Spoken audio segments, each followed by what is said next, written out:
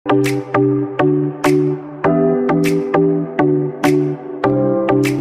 Working capital. तो आज अपन second question करेंगे वर्किंग कैपिटल का। क्वेश्चन में रॉ मटेरियल दिया हुआ है आप लोगों को 12 लाख रुपए का टोटल। वेजेज है वो टोटल है 9,60,000 का। 9,60,000 मैन्युफैक्चरिंग एक्सपेंसेज है वो भी आप लोगों को लगभग 12 लाख के दिए हुए हैं। एडमिनिस्ट्रेटिव एक्सपेंसेज है वो दिया लगे आपके पास 4,80,000 4,80,000 और सेल प्रमोशन एक्सपेंसेज 2 लाख का है, 2 लाख का ये दिया हुआ है। रॉ मटेरियल कैलकुलेट करना है वो 2 मंथ का करना है। फिनिश गुड्स है वो 1.5 मंथ का होगा। डेटर होंगे वो 3 मंथ के होंगे। क्रेडिट क्वेश्चन में 1 मंथ का है। कैश बैलेंस 1 लाख दिया हुआ था। लेग इन पेमेंट भी दिया गया है। वेजेज का 1 मंथ का है और मैन्युफैक्चरिंग एक्सपेंसेज का 1 मंथ का है। जब कैलकुलेशन करेंगे तो इनको समझते चले जाएंगे। फॉर्मेट बनाते हैं, स्टार्ट करते हैं question. Working capital, statement of showing in working capital. Working capital calculate कर रहे हैं तो सबसे पहले आप लोगों को मैंने बताया था, सबसे पहले करंट असेट्स आती है। तो सबसे पहले लिखेंगे करंट असेट्स। कैलकुलेशन करिए साथ साथ में। करंट असेट्स कैसे कैसे कैलकुलेट होते हैं, इसमें कौन कौन से अमाउंट आते हैं उनको ध्यान में रखना है। तो मैंने पहले भी बताया था, सबसे पहले करंट असेट्स आएगी और करंट असेट्स में सबसे पहले अपन लिखेंगे stock of raw material. Stock of raw material, raw material का स्टॉक कितने दिन का है वो क्वेश्चन में आप लोगों को बताएगा। Stock of raw material, raw material कितने मंथ का है? 2 मंथ का है। तो 2 मंथ का कैलकुलेट कर लेंगे stock of raw material 2 month.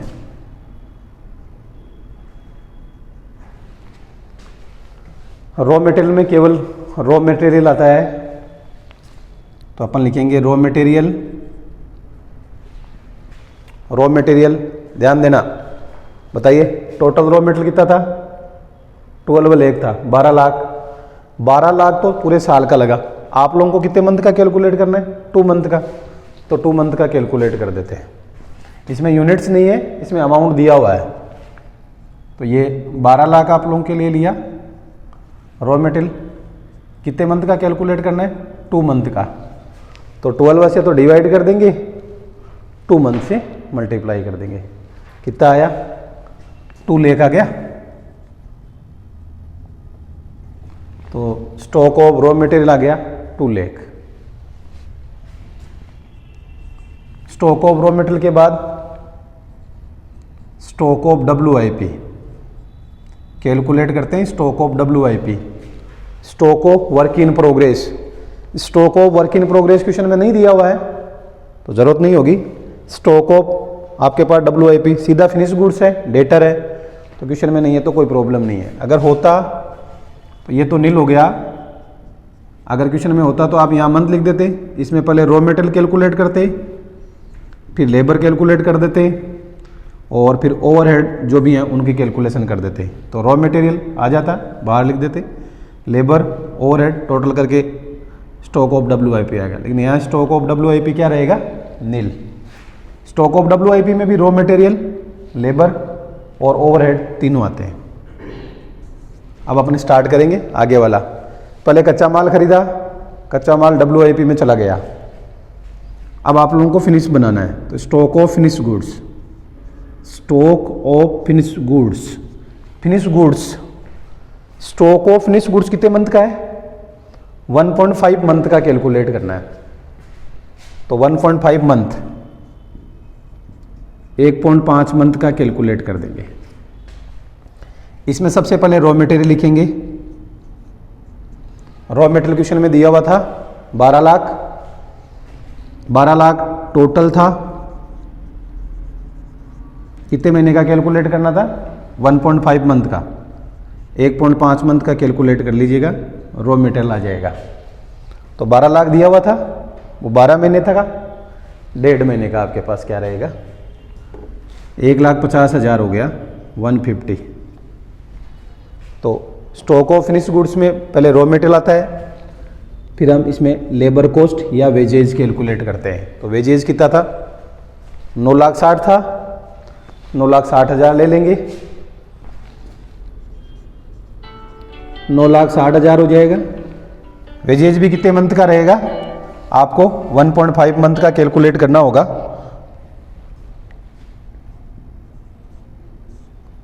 तो 1.5 मंथ का कैलकुलेट कर लीजिए वेजेज।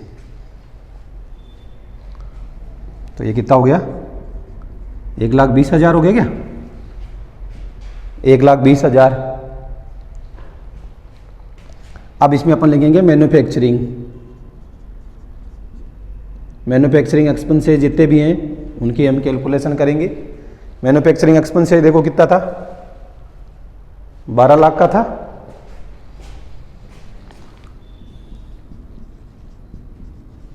कितने मंथ का कैलकुलेट करना है, वही 1.5 मंथ का करना है। तो 12 लाख लिख दिया, 1.5 से मल्टीप्लाई कर दिया, 12 से डिवाइड कर दिया, ये भी 150 आ गया। इनको टोटल कर लेंगे, 150 ये था, 150 ये हो गया 3 लाख, और ये टोटल हो गया 4,20,000। जब आप stock of finish goods calculate कर रहे हो ना, इसमें आपको ध्यान में रखना है, पहले रॉ मटेरियल लेना है, फिर वेजेज आ जाएगा, फिर मैन्युफैक्चरिंग एक्सपेंसेज आ जाएगा। ओवरहेड में केवल मैन्युफैक्चरिंग एक्सपेंसेज ही लेना है। फिनिश में देखो एडमिनिस्ट्रेटिव भी था और सेल्स प्रमोशन था, ये दोनों ही नहीं आए फिनिश गुड्स में। फिनिश गुड्स में केवल रॉ मटेरियल आता है, इसके बाद लेबर आता है, और बाद में मैन्युफैक्चरिंग एक्सपेंसेज आता है। एडमिनिस्ट्रेटिव और सेल्स प्रमोशन दोनों नहीं आएंगे, ये आप लोगों को ध्यान रखना, केवल मैन्युफैक्चरिंग तक तो ही होता है फिनिश गुड्स। आगे स्टार्ट रखते हैं अपन। अब आपको आगे लिखना है डेटर, सन्ड्री डेटर। तो चौथा पॉइंट हुआ सन्ड्री डेटर। आप लोगों को कैलकुलेट करना है सन्ड्री डेटर, डेटर्स कैलकुलेट करने।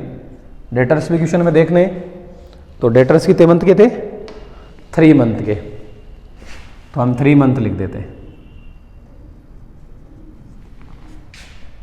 डेटर में भी पहले क्या आएगा, रॉ मटेरियल आएगा। बताइए रॉ मटेरियल कितना था, 12 लाख, 12 लाख था। कितने मंथ का कैलकुलेट करना है, 3 मंथ का कैलकुलेट करना है। तो 3 मंथ से मल्टीप्लाई कर देंगे, 12 से डिवाइड कर देंगे। ये लो 3 से मल्टीप्लाई किया, 12 से डिवाइड, 3 से तो करना है गुणा, 12 का लगाना है भाग। ये कितना आ गया, 3 लाख आ गया, 3 लाख। अब डेटर में आपके पास लेबर या वेजेज भी रहेगा, तो वेजेज निकालेंगे।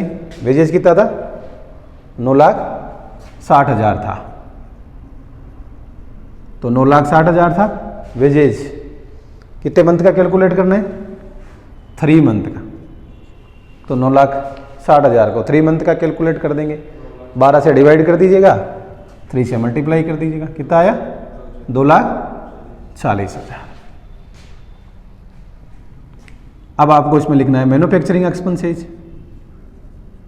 मैन्युफैक्चरिंग एक्सपेंसेज क्वेश्चन में देखिए, ये भी 12 लाख है, तो मैन्युफैक्चरिंग एक्सपेंसेज 12 लाख लिया। वही डेटर कितने मंथ का कैलकुलेट करना है, 3 मंथ का। 12 से डिवाइड कर दीजिएगा, 3 से मल्टीप्लाई कर दीजिएगा, ये भी कितना आ जाएगा, 3 लाख, 3 लाख आ जाएगा। अब ध्यान देना, जब आप डेटर कैलकुलेट कर रहे हो ना, तो डेटर में एडमिनिस्ट्रेटिव भी आएगा, सेलिंग डिस्ट्रीब्यूशन भी आएगा, सेल्स प्रमोशन भी आएगा, सभी आ जाएंगे इसमें। तो अब एडमिनिस्ट्रेटिव भी आएगा, तो हम लिखेंगे एडमिनिस्ट्रेटिव एक्सपेंसेज।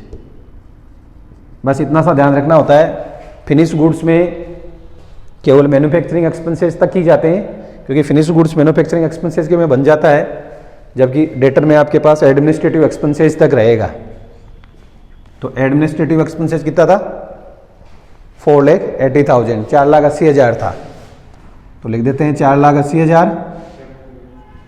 3 मंथ का कैलकुलेट करना है, तो आपको 3 मंथ का कैलकुलेट हो जाएगा। तो ये 1,20,000 हो गया, 4,80,000 है, डिवाइड बाई 12 है, 12 से भाग लगा देंगे, 3 से गुणा कर देंगे। ये 3 मंथ, इसी ही ध्यान रखना पड़ता है आप लोगों को। फिर आपको ध्यान में रखना है सेल्स प्रमोशन। सेल्स प्रमोशन का एक्सपेंसेज है, सेल प्रमोशन एक्सपेंसेज। बताइए सेल प्रमोशन एक्सपेंसेज कितना था, 2 लाख था। ये भी कितने मंथ का कैलकुलेट करना है? 3 मंथ का। तो 3 मंथ का कैलकुलेट कर दीजिएगा। 2 लाख 3/12 कितना आ गया? 50,000। ये 50,000 आप लोगों के लिए रह जाएगा। ये 3 लाख था, ये 2 40 हो गया, ये 3 लाख हो गया, 1,20,000 और 5 50,000 टोटल जोड़ दीजिएगा। 3 3 6 हो गया, 8 हो गए, 9 10,10,000। ये आप लोगों के लिए 10,10,000 हो जाएगा। तो हम 10,10,000 लिख देंगे। इसके बाद 5वां पॉइंट स्टार्ट होता है कैश बैलेंस।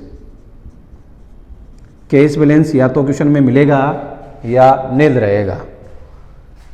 कैश बैलेंस कितना था? 1 लाख, 1 लाख। तो 1 लाख लिख देंगे। 1 लाख का आ गया कैश बैलेंस। 6 नंबर पॉइंट होगा, वो होगा एडवांस पेमेंट। जितने भी आप लोगों के पास एडवांस पेमेंट है वो सब एडवांस पेमेंट लिख देंगे। क्वेश्चन में एडवांस पेमेंट नहीं था इसलिए नील हो गया। अगर मान लो जैसे सेल प्रमोशन एक्सपेंसेज 3 मंथ का हाफ ईयरली एडवांस होता, अगर 3 मंथ का होता तो ये ले लेते, 3 मंथ का कैलकुलेट कर देते। अगर हाफ ईयरली होता 6 महीने का तो 12 से डिवाइड कर देते, 6 मंथ से मल्टीप्लाई कर देते, तो ये भी आ जाता। तो सेल प्रमोशन एक्सपेंसेज या एडमिनिस्ट्रेटिव या मैन्युफैक्चरिंग जो भी एडवांस है वो यहाँ ले लिया जाता है, लेकिन है नहीं इसलिए हम टोटल कर देंगे।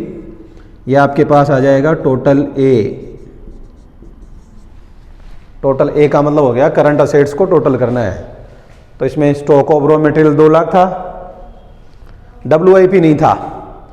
WIP में ये ध्यान में रखना होता है मटेरियल, लेबर और ओवरहेड। लेबर और ओवरहेड लगभग 50% होते हैं, क्वेश्चन के हिसाब से आपको ध्यान में रखना पड़ेगा। स्टॉक ऑफ फिनिश गुड्स 4,20,000 का था, ये 2 लाख, ये 4,20,000, तो 6 लाख तो यही हो गए, तो 6,20,000 हो गए। फिर डेटर था वो 10 लाख, लगभग 10,000 का था, और ये 1 लाख का हो गया। तो टोटल कितने हो गए? 17,30,000। तो हम लिख देते हैं 17,30,000 का। तो ये आपका करंट असेट्स हो गया। अब इसमें से अपन को घटाना है तो आपको ये ध्यान में रखना है कि मैं कैश बैलेंस को हटाऊंगा। कैश बैलेंस हो गया, लेगिन पेमेंट बचाना है, एक क्रेडिटर्स आपके पास है। तो आगे वाला चलते हैं क्योंकि सेल प्रमोशन एक्सपेंसेस सब हो गए। लेगिन पेमेंट वेजेज का था 1 महीने का, मैन्युफैक्चरिंग भी 1 महीने का है, और क्रेडिटर 1 मंथ का है। तो क्रेडिटर कितना था? 1 मंथ का। क्रेडिटर आप लोगों को ध्यान में रखना है 1 मंथ का था। लेगिन पेमेंट में केवल आपके पास वेजेज है, वेजेज 1 मंथ का है, और मैन्युफैक्चरिंग भी 1 मंथ का है। बस तब तक आपका क्वेश्चन पूरा हो जाएगा। तो बी पॉइंट स्टार्ट करते हैं अपन। बी में 1-2 पॉइंट ही आप लोगों के लिए रहेंगे। लगभग ये करंट असेट्स पूरा हो गया था, तो करंट लायबिलिटी कैलकुलेट करना है। तो बी पॉइंट में लिखेगा करंट लायबिलिटी। करंट लायबिलिटी में पहला पॉइंट रहता है सन्ड्री क्रेडिटर। क्रेडिटर कितना है? 1 मंथ का है, ये आपको ध्यान में रखना पड़ेगा। तो सन्ड्री क्रेडिटर 1 मंथ का कैलकुलेट करना है। अब आपको इसमें ध्यान भी रखना है कि सन्ड्री क्रेडिटर जब कैलकुलेट करो ना आप लोग, तो सन्ड्री क्रेडिटर में केवल रॉ मटेरियल आता है। क्या आएगा? केवल रॉ मटेरियल। तो रॉ मटेरियल कैलकुलेट करेंगे। बताओ, रॉ मटेरियल आप लोगों ने देखा था 12 लाख रुपए का है, यहाँ भी 12 लाख था, वेजेज या मैन्युफैक्चरिंग यहाँ से देख सकते हो 12 लाख रुपए का था। कितने मंथ का कैलकुलेट करना है? 1 मंथ का। यहाँ ये रॉ मटेरियल टोटल दिया हुआ था, इसलिए सीधा कैलकुलेशन हो जाएगा, मंथ से मल्टीप्लाई कर दो और डिवाइड कर दो। तो कितना आया क्रेडिटर? 1 लाख आ गया। अब इसमें सेकंड पॉइंट होता है शुरू, लेगिन पेमेंट। लेगिन पेमेंट का मतलब है जितने भी बकाया है ना उन सब का, आउटस्टैंडिंग एक्सपेंसेज, बकाया। अब ये बकाया जैसे मान लो 15 दिन का होगा तो 15 दिन का निकाल देंगे, 20 दिन का होगा तो 20 दिन का निकाल देंगे, 1 महीने का होगा तो 1 महीने का निकाल देंगे। तो वो यहाँ आप लोगों को पता चल जाएगा क्वेश्चन में। यहाँ बताओ वेजेज कितने महीने की बकाया है? 1 महीने की। तो सबसे पहले 1 महीने का वेजेज निकालते हैं। वेजेज 1 मंथ का लेना है बेटा। तो वेजेज टोटल कितना था? 9,60,000 दे रखा था, तो 9,60,000 ले लेंगे, 1 मंथ का कैलकुलेट कर दीजिए। तो 1 मंथ का कितना आ जाएगा? 80,000 वेजेज आपको ले पा गया। अब जैसे ये 15 दिन का होता तो यहाँ 0.5 से मल्टीप्लाई कर देते, 12 से डिवाइड कर दे। अगर 3 मंथ का होता तो 3 से मल्टीप्लाई कर देते। अब आप लोगों को लिखना है इसमें मैन्युफैक्चरिंग, जो जो बकाया है वो सब आ जाएंगे इसमें। मैन्युफैक्चरिंग भी कितना है? 1 मंथ का है, तो 1 मंथ का कैलकुलेट करते थे। मैन्युफैक्चरिंग कितना था? लगभग 12 लाख था। आपको पता ना 1 मंथ का, तो ये कितना हो जाएगा? 1 लाख आ जाएगा।